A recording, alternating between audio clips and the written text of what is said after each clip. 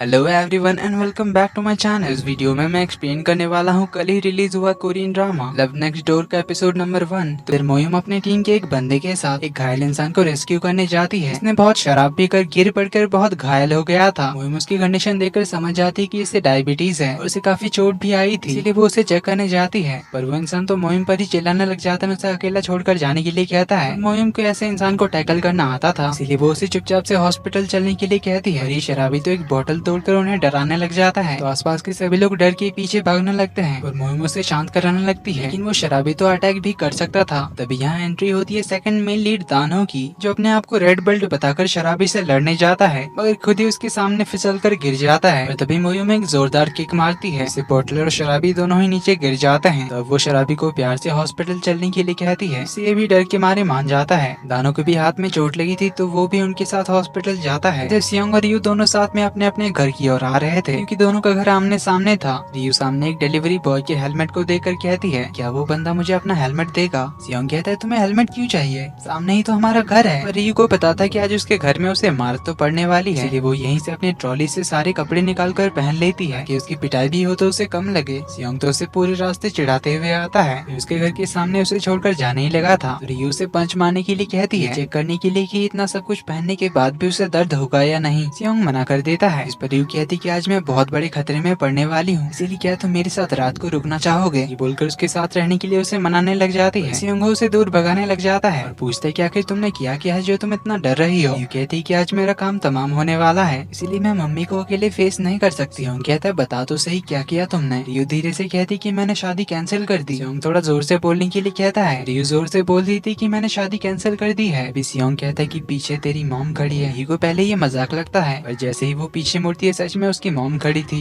Even उसके dad and सियोंग की mom ने भी ये बात सुन लिया था, जिन्हें देखकर रियू हैरान हो जाती है। फिर इस बात को कवर अप करने के लिए उनके पास जाती है। उन्हें बड़े कैजुअली बताती कि मैंने शादी कैंसिल कर दी। ये सुनकर उसके मॉम को तो बहुत ही ज्यादा गुस्सा आता है। वो उसकी पिटाई करने के लिए उसके पीछे ही पड़ जाती है। 1 महीने पहले तुम शादी कैसे कैंसिल कर सकती हो? रियू तो सियोंग के पीछे छुपकर उन्हें समझाने की कोशिश करने लग जाती है। इस चक्कर में सियोंग को उसकी मॉम की मार पड़ने लग जाती है। सियोंग उन्हें थोड़ा शांत कराता है, इसकी बात सुनने के लिए कहता है। मॉम शादी कैंसिल करने का रीजन पूछती कि क्या उस जुन ने शादी के लिए मना कर दिया? क्या उसने तुम्हें चीट किया? अगर ऐसी बात है तो मैं खुद जाकर उसे सबक सिखा कर आऊंगी। पर रियू कहती कि उसकी गलती नहीं है, गलती मेरी ही थी। जो सुन सब लोग हैरान होते हैं। मॉम कहती कि फिर क्या तूने उसे चीट किया? ये बोलकर फिर से उसे मारने के लिए पीछे पड़ जाती है। बेचारे सियोंग को फिर से उनकी मार खानी पड़ती है। ये देखकर रियू के डैड उनके बीच आकर उन्हें रोकते हैं और एक बार रियू की पूरी बात सुनने के लिए कहते हैं। रियू कहती कि मैं पूरी बात कहूँ उससे पहले मुझे प्रॉमिस करिए, आप मुझे नहीं मारोगी, मैं जो भी कहूँ उसके बाद। मॉम प्रॉमिस करती है। तो रियू कहती कि एक और बात है जो मुझे आपको बतानी है, कि मैंने अपनी जॉब भी छोड़ दिया। जेसन अगेन इन सबको झटका लगता है और मॉम फिर से उसके पीछे पड़ जाती है, उसे डांटते हुए कि तुमने इतने साल मेहनत करके पढ़ाई किया, इतनी अच्छी जॉब को तुमने क्यों छोड़ दिया? तो मॉम के डांट और पिटाई से बचने के लिए रियू सियोंग का हाथ पकड़ के यहाँ से भागने लग जाती है। उसकी मॉम भी काफी दूर तक उनके पीछे भागती है, पर वो ज्यादा दूर नहीं जा पाती। वहीं ये दोनों भागते हुए काफी दूर चले आते हैं, जहाँ दोनों थक कर एक बेंच पे बैठते हैं। तो सियोंग उसके अचानक से जॉब छोड़ने का रीजन पूछता है। रियू कहती कि पिछले 10 सालों से कंप्यूटर के सामने बैठकर काम करने से मैं थक गई हूँ, इसीलिए छोड़ दिया। जानते हो मैंने कितनी मेहनत से पढ़ाई की थी, ग्रेजुएट होने के बाद ही मुझे जॉब ऑफर आया, इसलिए मैं सीधे यूएस चली गई। इतने सालों से लगातार काम किया, एक अनजान देश में अडेप्ट किया, फिर एक दिन एंगेजमेंट भी कर ली।